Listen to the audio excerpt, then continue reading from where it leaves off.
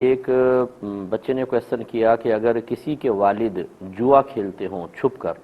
اور بچے جانتے ہیں کہ ہمارے والد جوا کھیلتے ہیں تو اولاد کیا کرے؟ دیکھیں، مسئلہ یہ ہے کہ چاہے کوئی بڑا ہو یا چھوٹا ہو، اسے برائی سے روکنے کے لیے عملی کوشش کرنا ہر عاقل بالغ مسلمان مرد و عورت پر فرض ہوتا ہے۔ ہر مسلمان سے مراد جو اس کو جانتے ہوں اور وہ جانتے ہیں کہ اگر ہم اس کو روکیں گے تو رکے گا، تو پھر کوئی نہ کوئی عملی تدبیر اختیار کرنا لازم ہے۔ فرق یہ ہوتا ہے کہ اگر چھوٹا ہوتا ہے، یعنی ہم سے چھوٹا ہے، کوئی مقام کے اعتبار سے، مرتبے کے اعتبار سے، عمر کے اعتبار سے، تو اس کو پیار، محبت اور سختی ہر طرح سمجھانا جائز ہے۔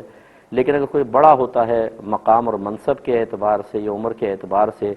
جیسے شوہر کا مقام بیوی سے زیادہ، ماں باپ کا مقام اولاد سے زیادہ، پیر کا مقام مرید سے زیادہ ہے، عالم اور مفتی کا مقام عوام سے زیادہ ہے، تو پھر سختی کی اجازت نہیں ہوتی، لیکن نرمی کے ساتھ حکمت عمل اختیار کرنا لازم ہوتا ہے۔ لہٰذا اگر سب بھائی بہن یہ سمجھتے ہیں کہ ہماری کسی عملی کوشش سے والد صاحب گناہ سے بچ سکتے ہیں، تو ان سب کو چاہیے کہ چاہے اظہار ناراضگی کریں جو ظاہری اعتبار سے ہو، مطلب دل سے نہیں، اور اس میں کوئی بدتمیزی کا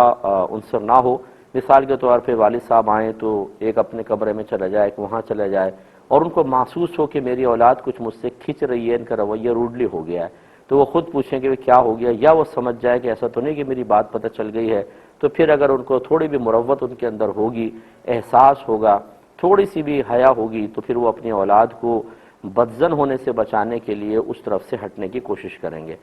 فرض کریں آپ نے ایسی کوشش کی لیکن وہ نہ ہٹ سکے، تو پھر اگلی کوشش کریں کہ پیار محبت سے کبھی ایک وقت ان کو سب بٹھا کر اور ان کو سمجھائیں کہ یہ چیز آپ کے لیے بھی نقصان کا باعث ہے، اور باہر یہ بات نکل جاتی ہے تو پھر ہم سب پورے خاندان کے لیے بدنامی کا باعث ہے، اور بچیوں کے رشتے وغیرہ پہ بھی فرق پڑتا ہے۔ اس طرح ان کو پیار محبت سے سمجھائیں۔ اگر یہ کوشش بھی بیکار چلی جائے تو پھر بس اللہ کی بارگاہ میں دعا کریں اور ان کے حال پر ان کو چھوڑ دیا جائے۔ ایک یہ کہتے ہیں کہ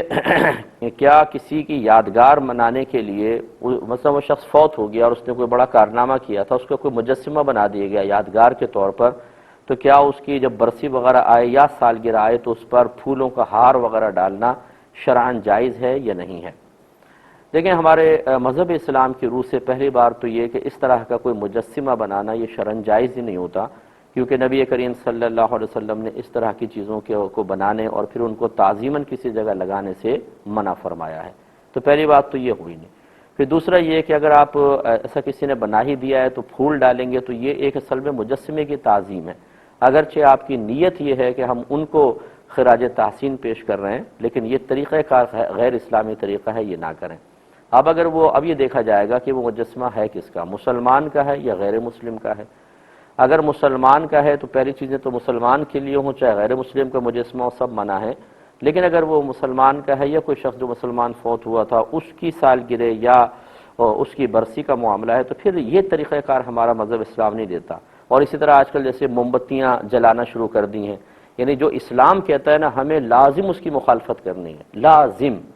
چاہے کچھ بھی ہو، اور ہر اس طریقے کو اختیار کرنا ہے جو طریقہ ہمیں باہر سے ملتا ہے، تاکہ ہمارے اندر کا جو ایک احساس کمتری ہے، ایک احساس غلامی ہے، اسے شاید احساس کمتری ختم ہو، اور جو غلامی ہونے کا احساس، غلام ہونے کا احساس، اس کو تقویت ملے کہ اس میں بھی ہم فخر کرتے ہیں کہ ہم کسی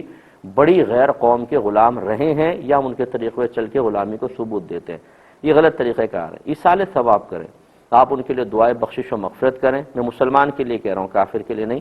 اگر کسی کو یقینی طور پہ کفر پہ مرا ہے تو اس کے لیے دعائے بخشش و مغفرت کرنا یہ خود ہمیں دائرہ اسلام سے باہر کر دے گا، اچھی طرح یاد رکھیں۔ تو مسلمان ہے تو اس کے لیے دعائے بخشش و مغفرت کریں، ایصال ثواب کا اہتمام کریں،